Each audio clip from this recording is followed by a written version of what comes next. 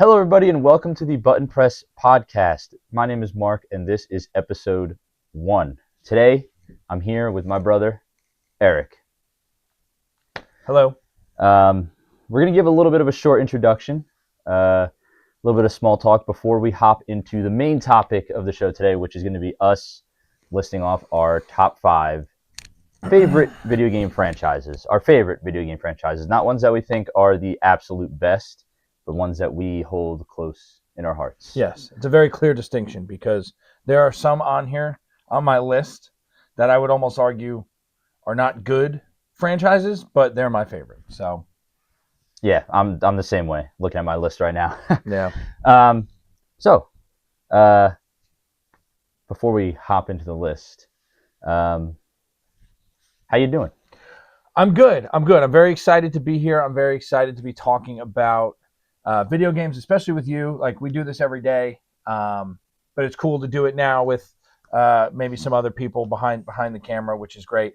It's just fun. And when you asked me to come on here, I was doing a little bit of thinking, and you and I are a 4-year age gap, and I think that for the most part, growing up, we were super tight. Like we hung out. There was a couple years where it was like I was older, you were younger, and there was too much of an age gap where like I was going out and hanging out with people, and you were kind of younger and staying at home. So we maybe weren't super tight at that point. But the one thing that always kept us together and kept us close was video games. No matter how much I was the cooler older brother in high school and you were like the middle school kid, like we still bonded over video games. Not that I don't want to give anyone the illusion that I was ever cool in high school or anything like that, but meaning like when sometimes with an age gap, siblings, they grow apart, right? Different priorities, different age. You're going out and doing different things, but like I said, video games is the one constant that we always came together for. And obviously now that we're older, you're my best friend. We hang out almost definitely every week, almost every day at some points it seems. Yeah. I'm just glad that you're doing this. I think this is going to be fun, and I'm glad to be a part of it here for the first episode. And the fact that a lot of our bonding has been over video games makes me feel like there's going to be some overlap on our lists for sure, because oh yeah, absolutely, we're always talking about the same games and how much we enjoy certain franchises. Yeah. But I definitely have some curveballs on my list that I think you might be surprised by, actually. Yeah, I keep smiling to myself. At one point, we're gonna have to do a list of games. What are the top 5 games that we used to love, but we no longer love? Because I keep looking off to the side of the studio. Is here there Kingdom Hearts behind me? No. Oh. It's your old Overwatch poster. So oh God, we're definitely at some point gonna have to do an episode with that. Which is a very very funny thing to say because Overwatch is pretty hot right now. Yeah, it's blown up again. I mean, it was hot for us. There was. I remember one time saying to you, like, we had played for so many years, and I remember at one point I had said to you, like, dude, I'm gonna be 60 years. I'm gonna be 60 years old playing this game. Like, I can't imagine a world where I don't play Overwatch. And now, like, I haven't even thought about that game until I looked at these posters.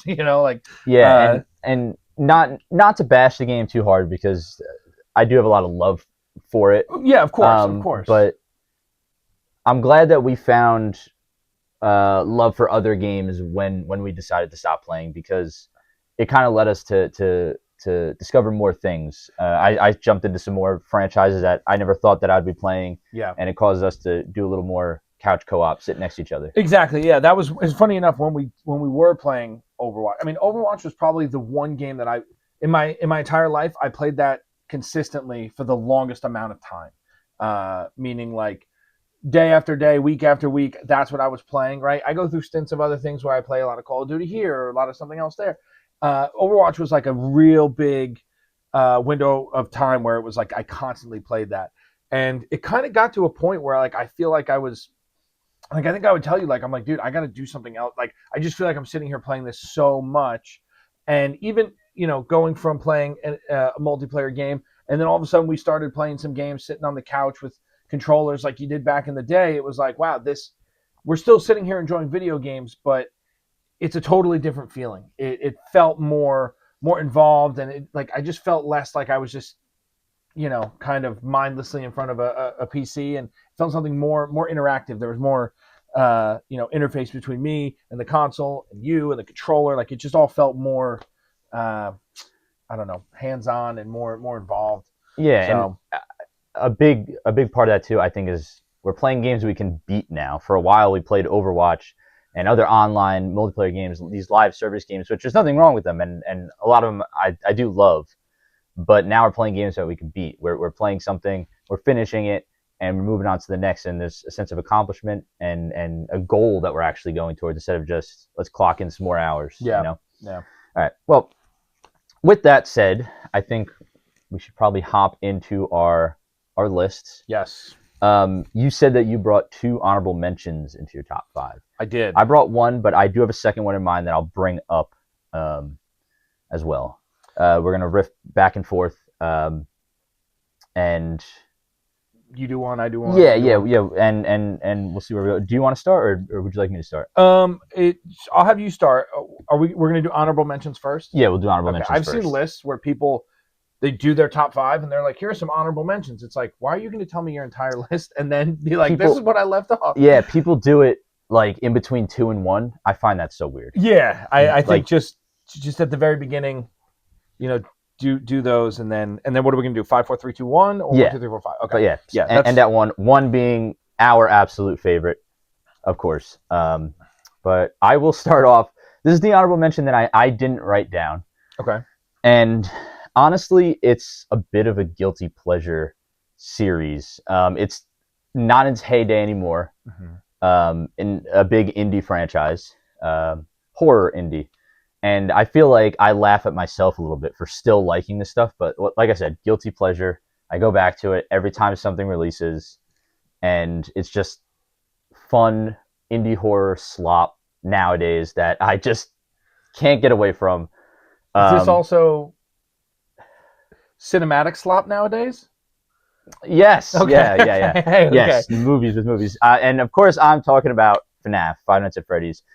It's something that, like, when it first came out, I mean, we were high as a kite on that stuff. We were playing it. Yeah. We were theorizing. We were so in depth with all that stuff that as it declined, and like the games are still quality to a degree, but they're obviously not the same. They're not telling the same story. Yeah, But- I remember when those first came out, and like anything, right? Like when it first comes out, it's hot, it's new, and it like takes over the world. It's so captivating, and we were in this very basement here playing these games, and we were. I always compared us to the picture of Charlie Day from It's Always Sunny with the board. When he's got the pegboard with the thing, and we're like, all right, purple guy, this, and the bite of 87, and that's how we were. We were like going with all these theories, and I think we had so much fun with those, and I think that's an honorable mention is a perfect place because I think for me personally, those games kind of fell off, and this whole story. I remember because that was the thing is we kept doing all these theories, and then I don't even remember how it played out because I fell off of it eventually. But like from what I understand, it was like kind of like there was no grand reveal. It was kind of like, hey, all the pieces to the puzzle are there. Yeah. Have fun. It's complete. And then I don't know. And that's where you jumped off the franchise because honestly, that's probably the best place to jump off right after the 4th game. The story felt contained, and then they started talking about crazy stuff. Yeah. And the Phasgoo came into play and all that kind of stuff. I don't like Phasgoo at all. But with that, let's hear your first honorable mention. Okay, so mine. Which one do I want to do first here? Okay, so the first one I will do is these games for me. They kind of hit me right at a perfect point where, I was looking for something. At the time, like Call of Duty was hot, Halo was hot, all those online multiplayer shooters, and this game came out. It was kind of, I would say, became a blueprint for all future games that were similar. Now, I'm sure people will say, like, oh, no, this game did it for a second. This is the first one that hit me, and I feel like when I played it, it was so innovative at the time. But so my first honorable mention is the Batman Arkham series. Whoa. That's not what I thought was coming out of your mouth. So, what were you thinking? You start talking about Call of Duty and stuff like that, and you're like, Okay, I know what you thought I was thinking. I thought you were about to say No. Oh yeah, not Fortnite. Right. So yeah. Anyway, so the Batman Arkham games. Huge Batman fan. I love Batman. I love, superhero stuff. And at the time, those games progressed really well. Where the saying is like, you want the sequel to be bigger than the first one, and then the third one to be, and they literally did that, right? You had Batman Arkham Asylum, and then it went to Batman uh, Arkham City, which grew. It was now you were in the whole city, and then we're not going to talk about Origins, but that game was okay. And then you had Arkham Knight, which again, a large scale. You're driving the Batmobile, like all these different things. It literally went bigger and bigger. The combat was super fun. It was it's one of the few games where I actually followed through and did all the collectibles. I 240, 260, whatever the percentage was. I did the whole thing, and I loved it. I enjoyed every second of it.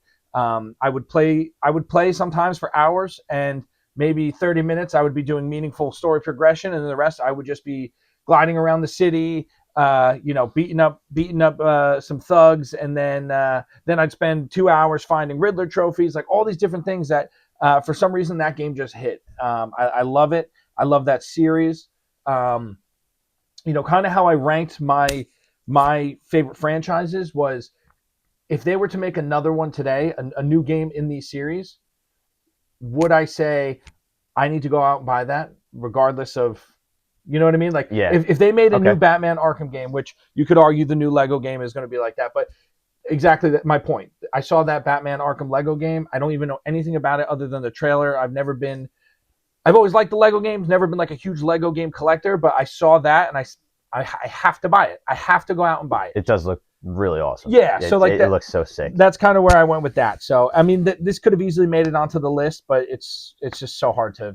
Yeah, that's a series that I haven't touched personally, but like I have fond memories, like sitting on the couch, probably around Christmas time, and you were definitely playing one where it was snowing. I don't know if it was Christmas. Is that Origins? Yes, Yeah. Origin was And snowing. like, Yep. I just remember sitting on the couch and like there's snow outside, snow in the game, Mhm. and I just felt cozy Yeah, watching you play. yeah, and Batman's so classic too, and you know, again, I think that was when I play superhero games today, like when we played the Spider-Man series, and again, it's not like it's the most complex formula, right? It's fun combat, it's fun level traversing, right? But Batman did it first, so in my eyes, like, hey, Batman led to Spider-Man, which was great, and Yep. they kind of set that blueprint. So, Batman Arkham is one of my honorable mentions. Gotcha.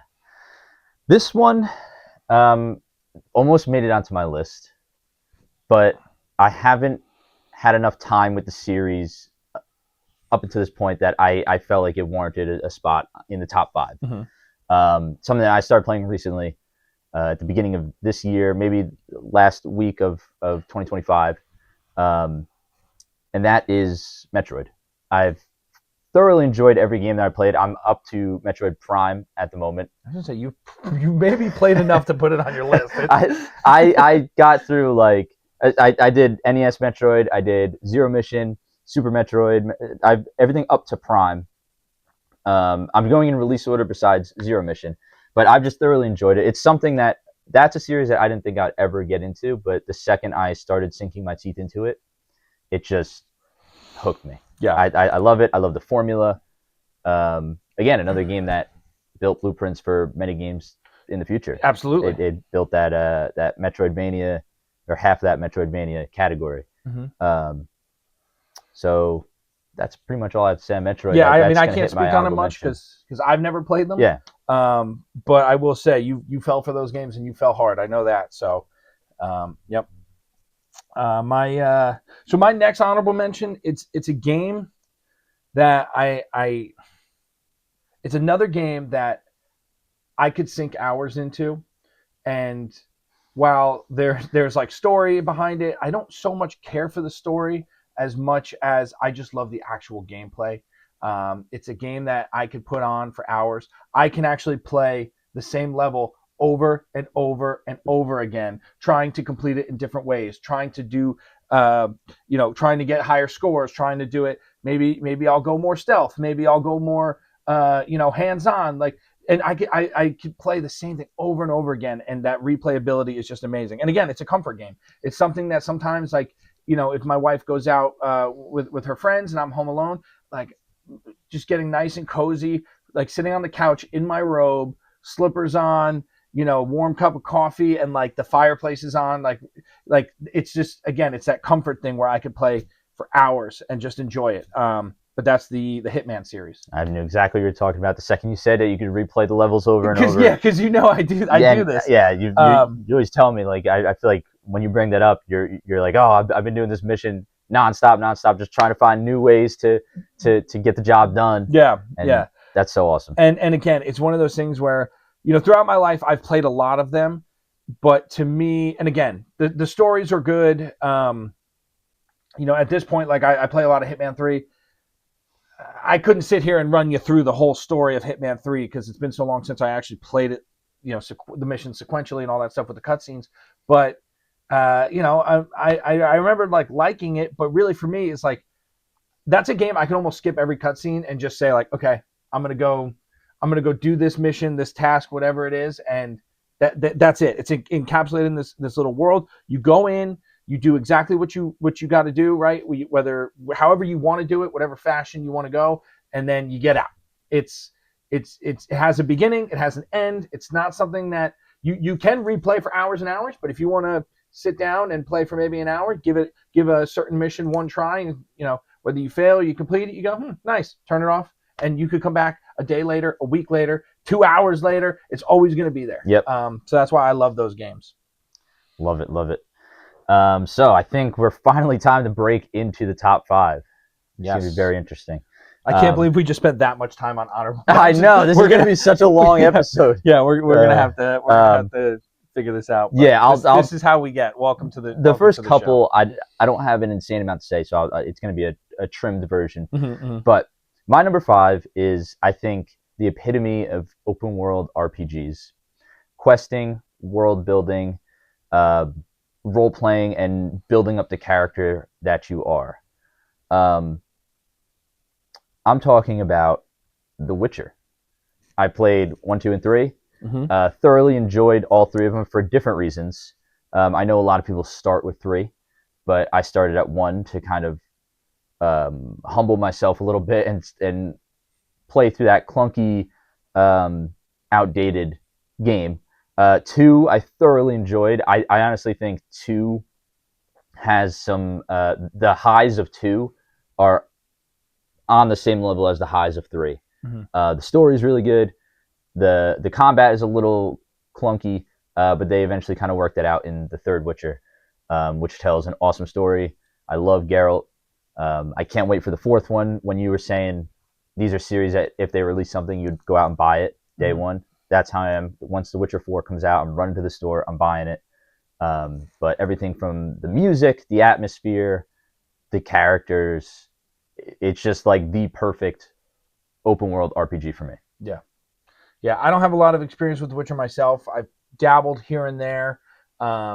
Fantasy is definitely more your realm and more your expertise, but I've watched you play a lot of them, which was awesome. It was something I enjoyed, and it's one of those things that, like, I want to like it a lot more. And it's not, I don't have any dislike for it, but it's just one of those games that I see and I'm like, oh yeah, that looks fun to play. But I actually had more fun watching you play it. I had more of a desire to watch you play and almost kind of just enjoy it from the passenger seat rather than me go play it myself. Which I don't know why I do that with. I mean, it's very cinematic. It's without the little bit of side questing in between. It's basically a TV show. Mm-hmm. Yeah. All right. So my number 5, right? We're doing. Yeah. We start your 5. So my number 5 is a guilty pleasure. This is not probably if this is on any of your lists, please. I don't know where this is going, but leave a comment, something, just to know that I'm not alone. But this series is a series that I grew up with. It was very ahead of its time as they were coming out, and I think if they were to make more of these games today, they could continue to push the boundaries and continue to keep these games ahead of their current time. But I'm talking about Splinter Cell. Mm. So Splinter Cell stealth redefined, right? Like the whole as it was coming out again, kind of paved the road for stealth games. Um, there's a lot of story stuff in there that I love. Kind of, Michael Ironside, the guy who voices Sam Fisher, he talks a lot about how he was kind of introduced to the role and he thought it was a little flat, and then it was actually his idea to introduce Sam Fisher's family, his daughter, a little bit of backstory, make this guy human. And yeah, I think the gameplay is super fun. It's a game that, like, growing up when I was a child, right, and we would play with Nerf guns or whatever. Like, I would be creeping around corners, but like thinking like, oh, I'm Sam Fisher. Like, Yeah. I just Yep. there's something about those games that, and again, everything's timing, right? I was young, and that was like the coolest thing at the time to me. I remember going to Blockbuster and renting them like over and over again.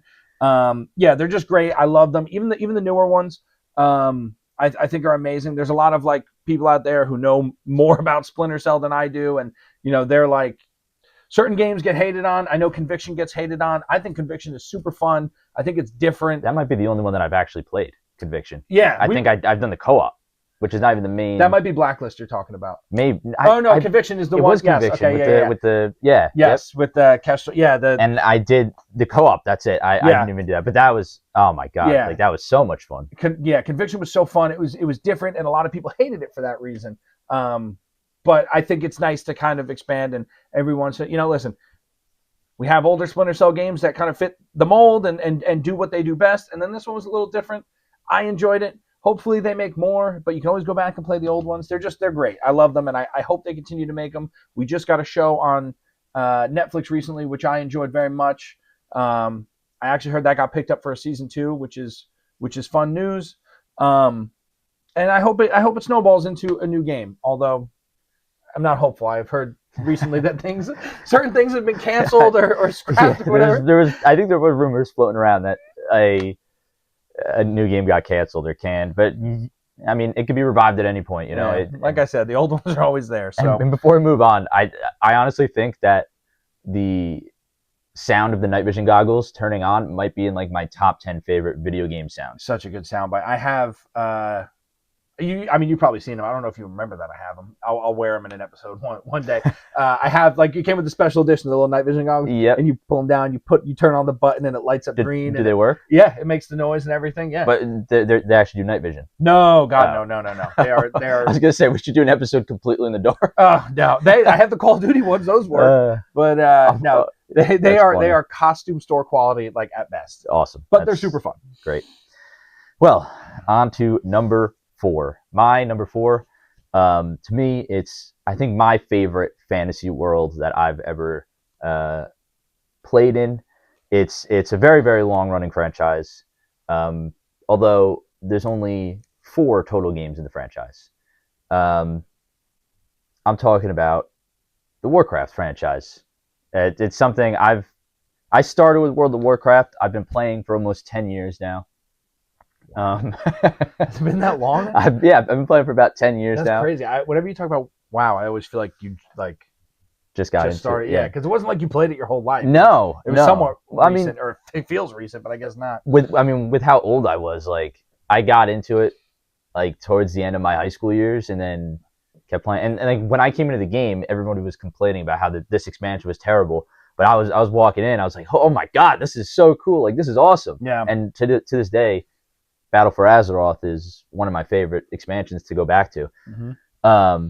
But going and playing the original, Warcraft games, the RTS games, it's something that, like, you could feel the love that was put into those games even to this day. Yeah. Like, they honestly haven't aged a bit. They're just as good as I imagine they were back when they released. And although WoW is a controversial game, people say it's not great, so they go and play Classic, which doesn't really speak to me. I'm more of a retail guy because I just want new stuff. I want to be able to explore the latest and greatest.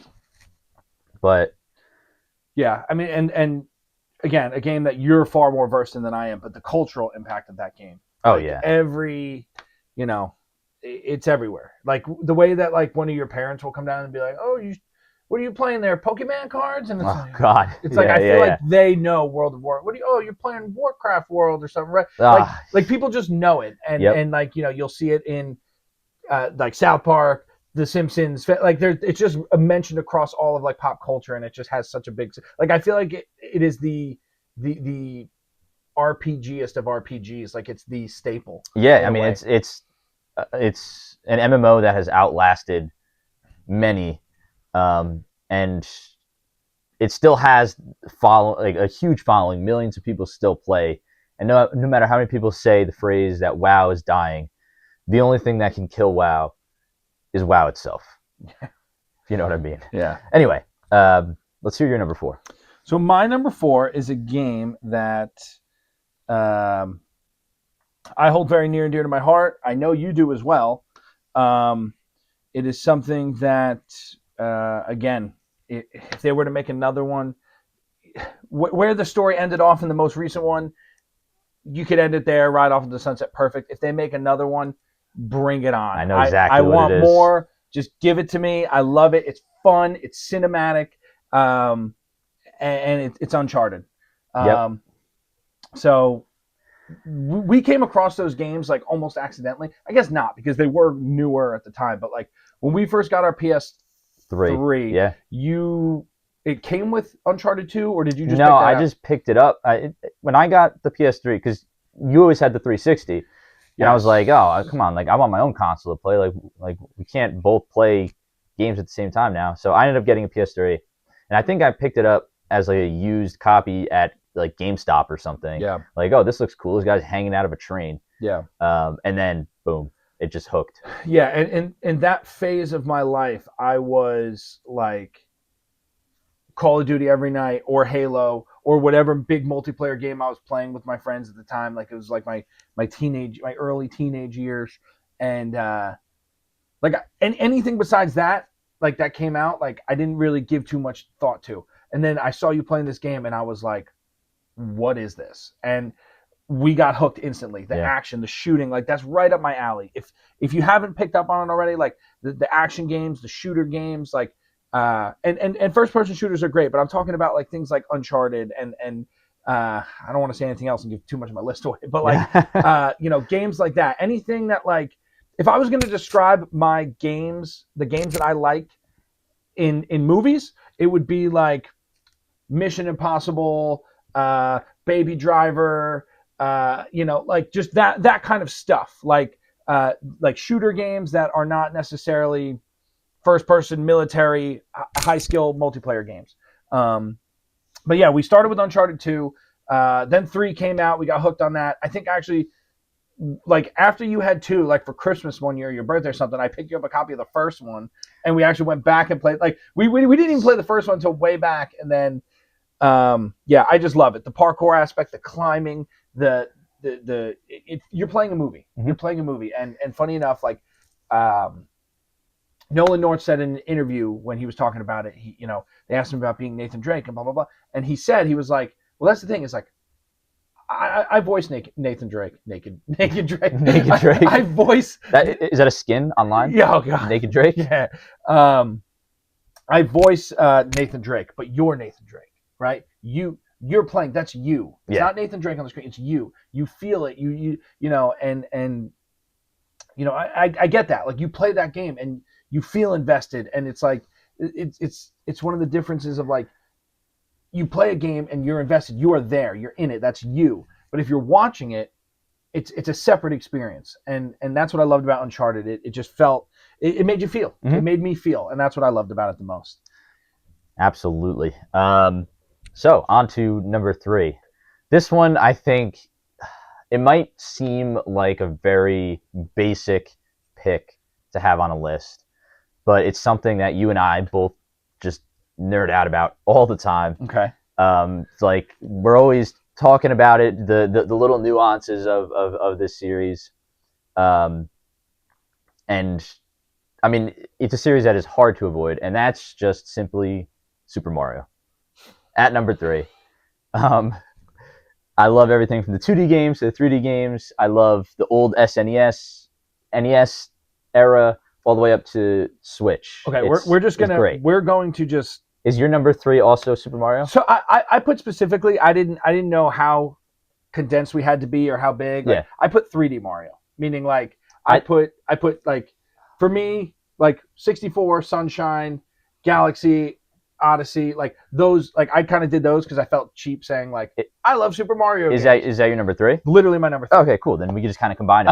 I encompassed all the 3D games and 2D games. Anything that's like that Super Mario Brothers or Super Mario title, I consider, like, we're obviously considering Mario Kart, Mario Party as separate franchises, Right, just because okay. of how wide spanning Mario is. Any game that stars Mario and you have to rescue a princess. Right, exactly. like none of the RPG games, like none of the Mario and Luigi games. This is simply Super Mario or Super Mario Bros. Sure.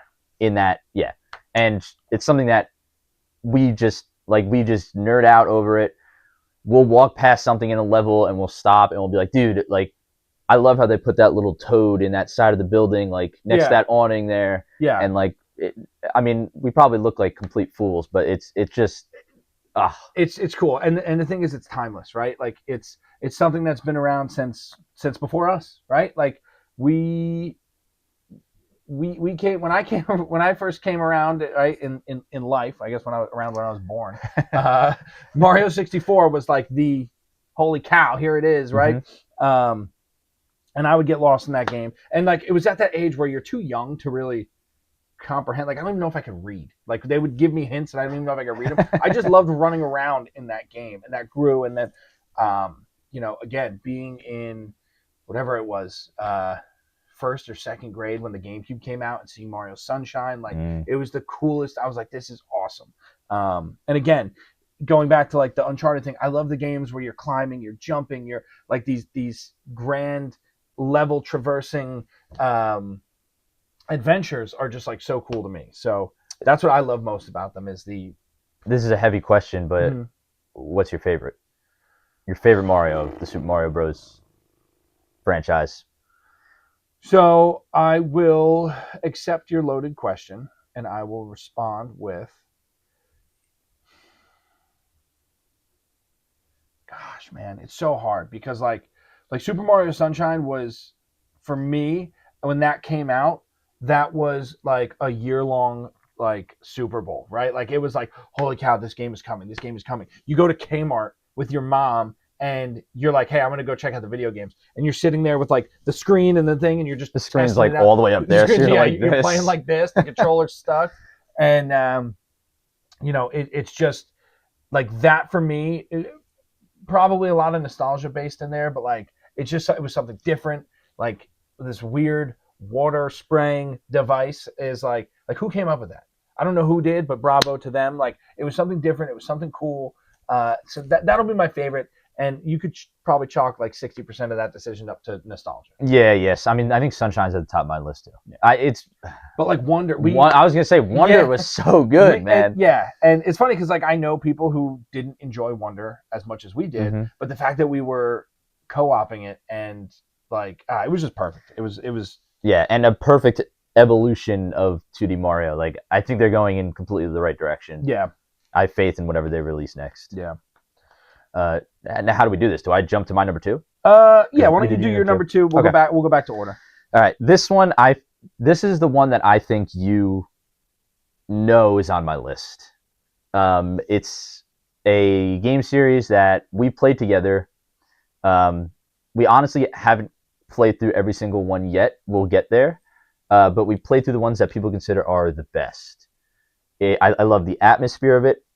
The art style, the music is probably one of my favorite game soundtracks of all time. I feel like this could be a couple of different things. And this is Donkey Kong Country. Yes. Okay. Donkey Kong Country 1, 2, and 3 on the SNES, I think, are amongst the top 2D platformers. Yeah. Everything about them is so charming, and like, every level is so different. You're doing a different thing. It feels like you're playing a different game. Yeah. It's like the perfect co-op experience. Yeah. I think honestly, it might even top out most of the Mario games on the SNES. It beats out Super Mario World for me, at least. But also, I'm a weirdo who gets into like fake in-depth lore, so I'm sitting here memorizing the whole Donkey Kong family tree. Yeah, that was a weird And time when yeah, you were doing that. I remember that. You were telling me about like, you know, Christmas Kong, like all these weird Christmas I Kong, don't even whatever it was. Like I just remember Uncle you, Kong. yeah. Uncle Kong. He Oh yeah. appears once in an I think One of the Nintendo yeah, Power. one of the craziest things that you know what it was? It was you the time he told me like, the Donkey Kong from the original Donkey Kong games there, he threw the barrels and it went, that wasn't Donkey Kong, that was Cranky Kong. That's Cranky So Kong. It is. so and sometimes Cranky Kong is considered Donkey Kong's uncle or his father. So Yeah, right, is that no, he's his grandpa or his father. yeah, But I was like, hey, and then the Donkey Kong that we know, you would think is Donkey Kong Jr. Not to be mistaken with the character Donkey Kong Jr., who is yes, also yeah. sometimes Donkey Kong's father. Yeah, Cranky Making Kong's legal name is Donkey Kong. So if he's Donkey Kong's father, that makes Donkey Kong Jr. But not to be confused with the character who is that completely separate, Donkey Kong Jr. sometimes is considered Donkey Kong's father, making Donkey Kong the third. We need to stop this.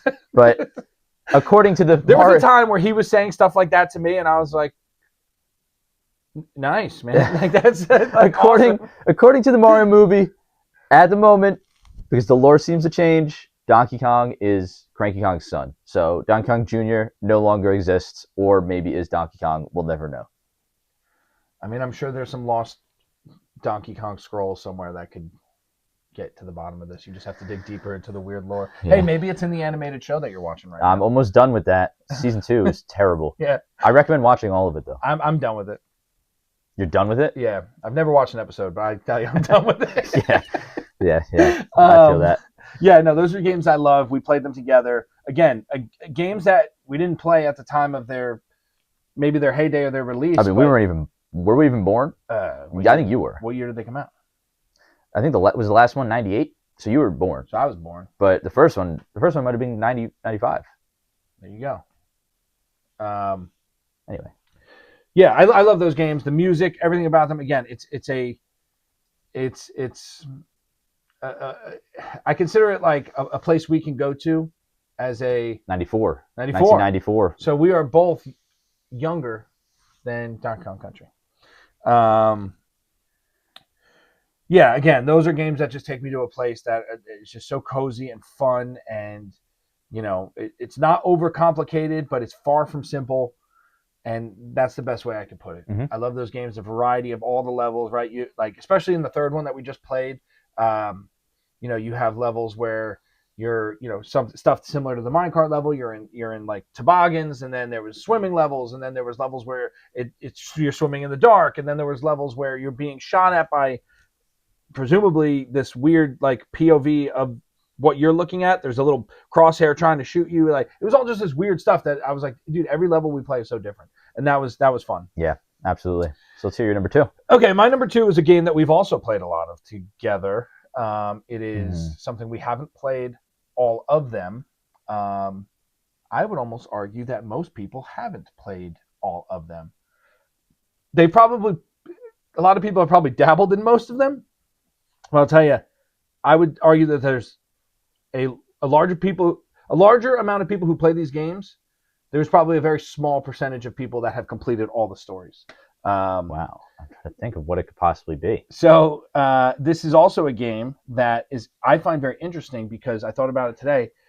It first became a thing before the online era, before you could play with people over the internet. It was a console-based story campaign game, and then with the rise of online gaming, I know what it is. You do, folks. I know what it is. Yeah, I do. Do you want to? I think I know what it is. Are you daring enough to take a guess? Are we talking about Grand Theft Auto? We are talking about Grand Theft Auto. Yes. Do I need to explain why it's on my list? I mean, there's not a person who's played Grand Theft Auto who hasn't enjoyed it, right? And we get it. There's violence. Maybe that's not your thing. There's definitely people who have not enjoyed it. I get that. But I'm saying if you're like the normal gamer like us, where you expect, violence and distasteful things in video games, right? Like that's part of it. No one plays that game and doesn't like it. And a part of the reason is because you could do whatever you want. We've had times where we've played it together and we've done bank heists.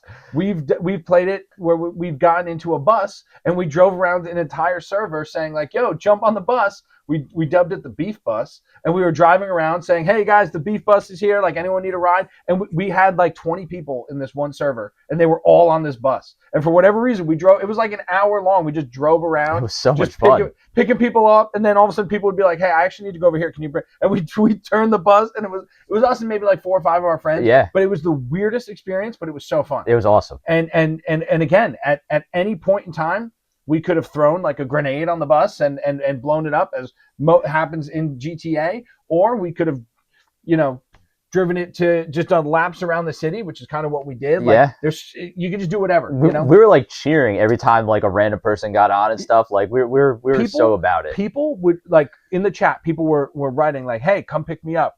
Okay, where are you at? And they'd give us a spot, and we would pull up, and these people would be standing there waiting as if they're at a bus stop. Yeah, and this was like before. Cool. This was not a role play server. This was none of that. It was almost before that. I think it was before that stuff came out. Before people doing role play stuff, and it was just the most fun night. It was the most memorable night of GTA, I think, because we were just laughing. We were pissing our pants. And how funny and stupid it was. It's so different than what you expect from GTA. Like you expect to do bank heists. You expect to run from the cops. Yeah. You don't expect to start a party bus and pick people up around the city. Yeah. It was an adventure. But again, that game is so fun. I totally understand. And honestly, GTA 6 is going to break the internet, break the world. Yeah. When it comes out later this year. Yeah, absolutely. I'm sure we're going to be talking all about that. Yeah, it's I'm so thrilled for that game. That's it. I just can't. We can go on forever. We can probably do a whole episode. Yeah, on that. which maybe we will. We will eventually. All right. My number one, which is going to be a little lackluster because it's something that we've already talked about, but I kind of held myself back from talking about it when you were, because I think we both have slightly different experiences with it. But it is, no matter how much I convince myself it's not, which I don't know.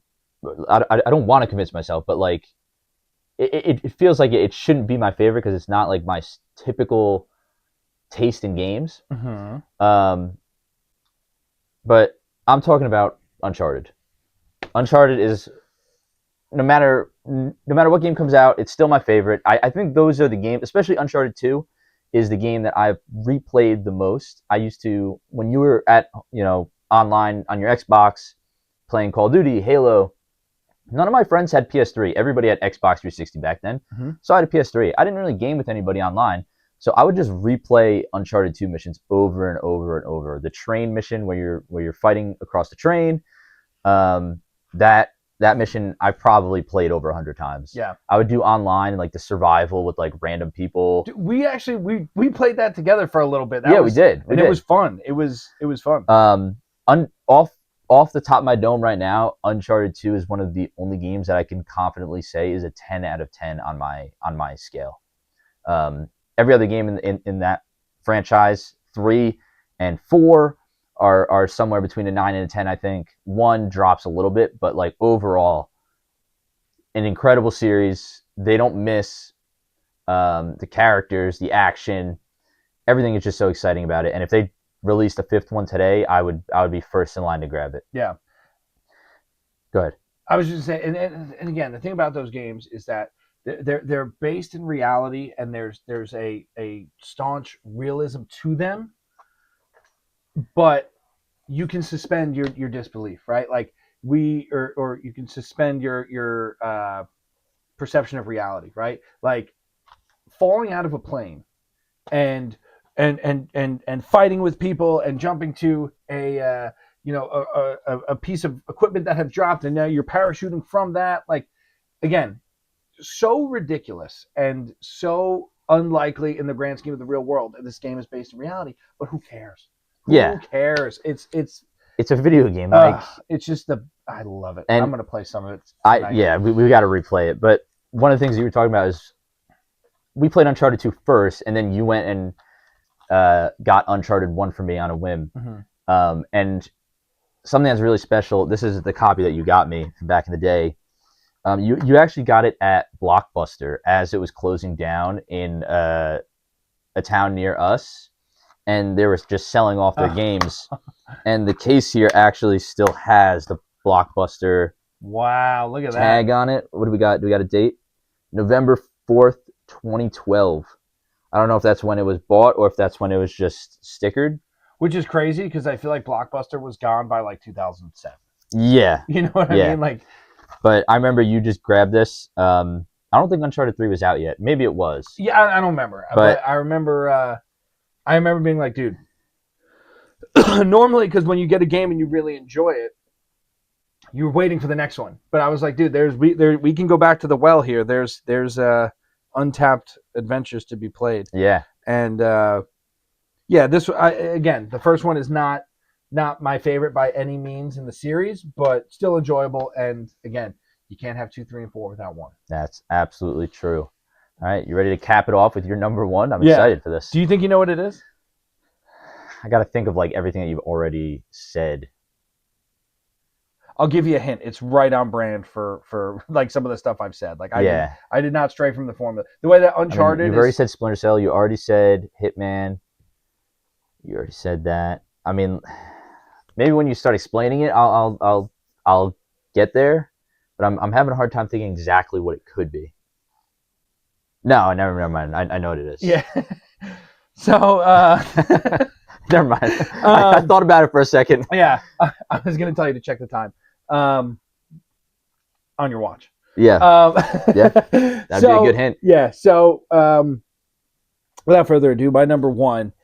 These are games that, again, growing up, I played these nonstop. I still love them all to this day. I'm actually like, this is the one franchise that at the moment I'm like, I need to have every game that was ever made under this franchise needs to be in my collection.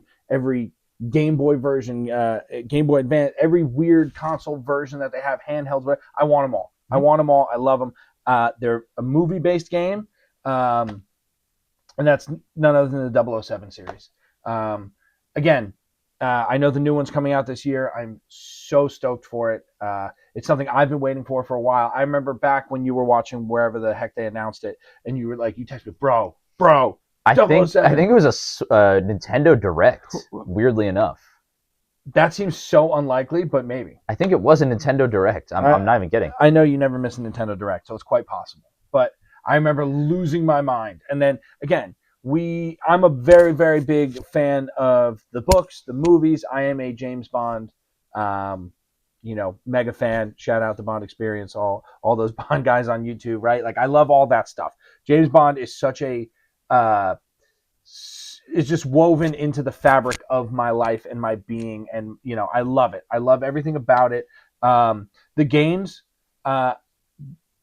there's so many different ones, obviously. Like everyone's first reaction when you hear 007 is GoldenEye, right? And I love GoldenEye. I do. But, the beauty is you have the first persons, you have third person games. And again, there were some that were lackluster, that were maybe weird. I love them all. I like the adventure. I like the shooting. I love the nostalgia. I love the gadgets, right? It's one of the few things that like I'll take movies, I'll take books, I'll take games. Give it to me. Give it all to me. Yeah. I don't care. And the cool thing about James Bond is kind of like Batman in the sense that like I don't care how many times he gets reimagined, right? Like no one cares that Christian Bale was Batman and Michael Keaton was Batman. Like we love Batman. Give us more Batmans, right? Mm-hmm. And that's how I am with James Bond, and that's how I am with the James Bond games. I love playing the retro stuff on N64. I love the newer stuff, right? Bloodstone, all those games that people may think I'm crazy for loving, but they're amazing. And I love the world of James Bond, and that's why I'm so excited for 007 First Light to come out this year. I think it's going to be a much more like intricate story where you're in the world of 007, not just here's the mission we're going on, get out there. Like I'm just so stoked for it, and I feel like this podcast is a lot of me just saying like I love it. But that's really like what I feel. It's just I mean, we have been to James Bond events, and we have talked about like, man, how cool would it be to set up a console here, and like while we're interacting with our friends who are Bond fans and enjoying all these different things, like we could have a station of Bond video games and have tournaments and do this, and it's such an integral part. And I want to hear you talk about some Yeah, 007 games. it's a very like it's a very niche category because I feel like a lot of typical gamers don't go towards James Bond. James Bond feels like even the newer movies feels something like it feels like something that's old. Like it's like, oh yeah, my dad used to watch James Bond movies, Mm-hmm. and like maybe they don't get that audience of like younger people who are playing these new games. Um, and then a lot of the James Bond fans, I feel like, aren't gamers much. So like it's a group of games that just gets overlooked. Mm-hmm. But there's so many good ones in there. Yeah. And a lot of people don't even know that there's Bond games that aren't based on movies, and it's their own original thing, a unique story, and all that kind of stuff. And people always just look at GoldenEye and stuff like that. And honestly, GoldenEye, I don't even think it's definitely not the best Bond game, and I don't even think it's the best Bond Could game. argue it's the most important. Yeah, for sure. Yeah. Like it's done culturally and the way it progressed first-person shooters, of course. Yeah. But honestly, I don't even know if it's the best Bond game on N64, and I know that's a hot take. That's a crazy thing to say. It's not crazy. It's not a crazy hot take. I will say there's like an aspect of like for those of you who haven't jumped into GoldenEye, or maybe you're not here as a retro fan, you just love video games, right? We're big retro guys. Like if you played GoldenEye back in the day, like it hurts to say, but it's the truth. Like get your boys together, right? Get your beers or your Mountain Dew or your Dominoes, like all that, like when you were kids and you'd get together and you'd all play GoldenEye all night until you got yelled at to go to sleep, right? Have that night again as adults, but be warned. Like you go back to it and it's kind of like, dude, this kind of sucks. Like, this is not as fun as it used to be. Like there's definitely an aspect of like some of the memories are better than the game itself. Oh, you know what sure. I mean? But it still did its work in progressing games. Yeah. And its mark is still left. Yeah. For sure. Yeah. And that's one of the reasons I'm so excited about the new one, because what you said about Bond fans nowadays maybe not being the biggest gamers, right? Like a lot of the ones that we know are not gamers anyway, but I know a lot of them are going to be picking up consoles who are going to be playing First Light, and they came from a time where it was like, they were probably the age we are now playing, GoldenEye or those early games. Yeah. And after a while, there was no online to that. There was no how many times in a row could you play GoldenEye, right? Yeah, like it's yeah. And then I got you. Then it's done. Yep. Maybe you go back to it every now and again, but I think First Light, being that it's made by IO Interactive, who make the Hitman games, I guarantee you that this game is going to have so much replayability, and there's going to be a community, there's going to be a Discord for it where people are, like with Hitman, like they're constantly just updating the game, adding stuff, right? Like they put the 1007 level in there where you can take out Lashif. They had like Conor McGregor and Eminem. Like they're just constantly putting out content for these games. I think the new 007 is going to do that, and I think it's going to have a nice little community online of people who are going to be making content and enjoying that game, across different platforms. Yeah, and I can't wait to see it happen. I'm definitely getting that game day one. I'm going to play it, and I feel like we're going to talk about it a whole lot. We're going to do an episode. Yeah, you guys are going to have to sit here and listen to me. And again, I just, now that we kind of came to an end of our list, I want to say, a lot of you probably think I have vanilla taste, right? Like a lot of these games, like, wow, you like 007 and Splinter Cell and Uncharted. Like, I understand there's a whole world of games out there. This is the stuff that I like. I like things like The Witcher, but that's not really something that, you only get so much time when you're gaming, right? And you can't get it back. So this is the stuff I like. If you like it, awesome. If you don't, that's cool too. And you got to remember, this is a top 5. That's a very limited list. There's yeah. If this was a top even 10, I feel like we'd probably see some more oddball picks from both of us. For sure. And it's so interesting to think too is that like my one of like for a long time, Red Dead Redemption was my favorite game of Oh all wow, time. I'm surprised that wasn't even on there. I'm surprised Mm-hmm. GTA made it up there. Besides, yeah, that's crazy. But then so then Red Dead 2 came out, and I enjoyed that. Red Dead Redemption had a lot of magical moments playing online with my friends. Again, I was in high school. It was like just incredible times on that game. And then Red Dead 2 came out, and that story is mind-blowingly good. Um, you know, it's like being inside of a novel. Like it is just so good. And so there for a long time, Red Dead was my favorite game, and then Uncharted 4 came out, and that story hit me like, whoa, everything about this, the visuals, so amazing. And then Red Dead 2 came out, and I was like, this is even something else. And for a while, I was like, Red Dead Redemption 2, favorite game of all time. Yeah, And maybe it still is. But I don't know if Red Dead as a whole it's the is franchise. one of my top favorite franchises. Exactly. Which is There's so plenty weird. of games that. It's so weird to think about, you know? Yeah, there's plenty of games that top like games from these franchises on my list, Yeah. and they don't make the top 5 just because maybe I like one game more than the rest, and stuff like that. And I think we'll talk more about like favorite games in the future for sure. Yeah. And again, these kind of things is like I take these as such a low pressure situation. Like in 3 months, I could wake up and I would say, you know what, maybe we'll take Hitman off the honorable mentions. Put I don't know, put Splinter Cell down there. Put Red Dead in the top 5. Like Yeah, it is what it is. But yeah, cool.